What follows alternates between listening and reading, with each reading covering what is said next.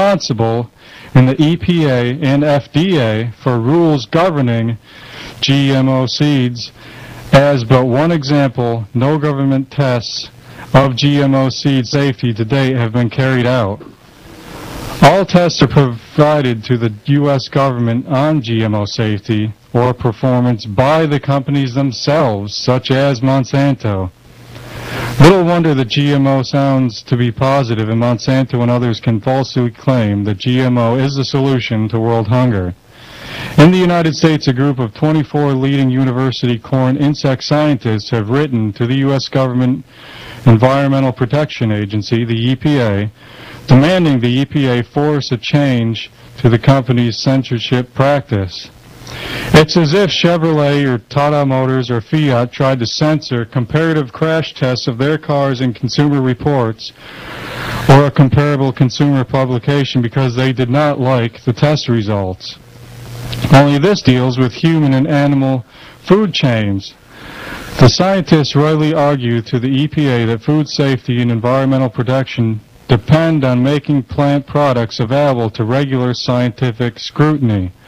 We should think twice before we eat the next box of American breakfast cereal of the corn used is genetically modified or not.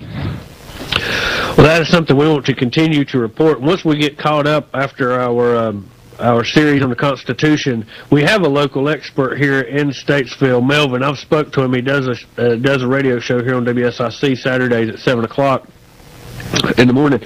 But he is a wealth of information on genetically modified seeds, their detriment to the farmers, and we want to continue with this. This is something, unless you're a farmer or really into gardening or looking into this information, a lot of people are just totally unaware. So something that we want to keep in mind, because that is very interesting. And we're going to do this segment, then we're going to go to the phones in the next segment. But this was reported, and it kind of goes along with what you just said, Brian. Wall Street Journal, Commerce Secretary, Americans need to pay for Chinese emissions. I'm reading this verbatim from the Wall Street Journal. With the U.S. Secretary of Energy and Commerce in China this past week, much of the attention focused on the standoff over emissions reductions or small breakthroughs in clean tech cooperation. But Commerce Secretary Gary Locke said something amazing. U.S. consumers should pay part of the Chinese greenhouse gas emissions. This was reported by Reuters. It is important that those who consume the products being made all around the world to benefit of America and its own consumption activity that causing the emissions of greenhouse gases, then, quite frankly, Americans need to pay for that. Commerce Secretary Gary Locke told the American Chamber of Commerce in Shanghai. So here, once again, the American people are supposed to pay for the greenhouse emissions of China, something we're going to be seeing a lot more of once the government this fall passes the cap and trade. So something we're going to be keeping our eye on, because it is just amazing what is coming out of Washington, and we're going to be seeing this fall. Well, just like we saw here Monday night, we personally witnessed, the government flush $400,000 down the toilet to go dig up a woolly mammoth, which I'm sure will be there 100 years from now when perhaps we've straightened out our financial difficulties. I mean, you have to prioritize. You're awful optimistic. You're awful optimistic, 100 years to get it all straight. Yes. Again, since we've got just a couple of minutes left, next month we're going to do a series on the Constitution. We want to advertise it each hour. We're going to start at the beginning of September. We've got Chuck Baldwin. It looks like we've got Judge Napolitano. We're going to be discussing, is the Constitution in effect in suspension? And I'd never heard of this information. We've done a lot of research on it. I think that everyone will find it very informative, very interesting. But it's probably going to be about a 6-week series. We've got Dr. Gene Schroeder that authored the book, Constitution, Fact or Fiction. So if you've never heard of this information before, I urge you to look into it, do a little background. But we're going to take all of our interviews and try to maybe dub them down, get Jim to work on it to a DVD so that we can pass this out. But if anyone is really interested in it, I've got some information, some documentaries you can be looking at now. Just email me on air at therealnewsradio.com, and and we will send that to you. But we're looking forward to that. I think that everyone will find it very informative, but we're going to title it Constitution, A Search for the Truth, and this is the information that you need to have to find out why the government, the president, can legislate by executive orders and make Congress basically ceremonial. So we will be back in 3 minutes here on the Real News Radio. The website's realnewsradio.com.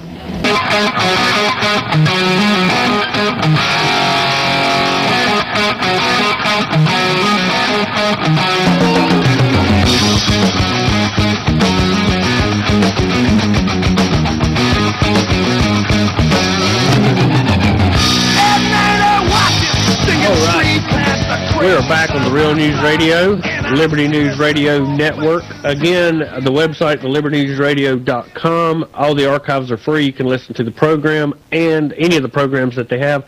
And you can call in from the phone and listen live at 801-769-2970. And I want to go ahead and give out the call-in number if you'd like to call in today, comment, bring up any of your concerns, any of the subjects that we've covered, or if you just have something you'd like to share with us. The phone number is 1-866-986-6397. I'll give that out again. 1-866-986-6397. This is a forum for the listener, so if you'd like to comment, call in and have your opinions heard, this is your chance. So while we're waiting to see if we'll get some phone calls, Brian, let's go ahead and continue with more news of the week. This is by Jim Mullen, the author of It Takes a Village Idiot and Baby's First Tattoo. I was reading a story about how to eat cheap during the recession. One of those stories that says you can keep living your same lifestyle if you make a few simple adjustments and cut out a few luxuries. One of their suggestions was to order the hamburger at the high-end restaurants instead of the daily special. Then they rated the hamburgers at 8 posh restaurants. They thought the $26 hamburger was best, but the $18 hamburger was a close second. They couldn't choke down the $14 hamburger, which is apparently loathsome. So you can see how the savings would mount up.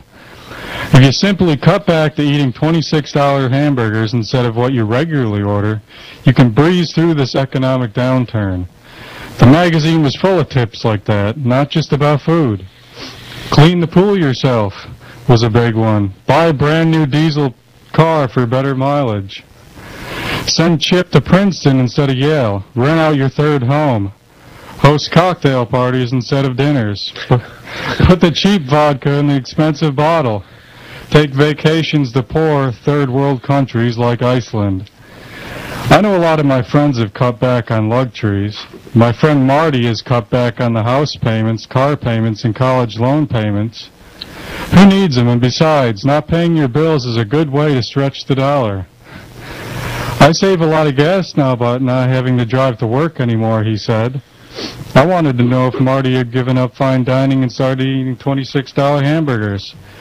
To tell you the truth, he said, I didn't know there was a such thing as a $26 hamburger. Besides, he said, we've kind of gone vegetarian. Actually, we're freegans. What is that, I said. We don't eat anything that costs money, he said. You should try it. Those ugly pounds will just slip away. Oh, that's funny. We're going to go to the phones. We have Dave from Statesville on the line. How you doing today, sir? Good. How are you guys doing? We're doing great. Glad to have you joining us today. What's on your mind? Well, I'd like to add one more thing to Brian's comments on how to save money.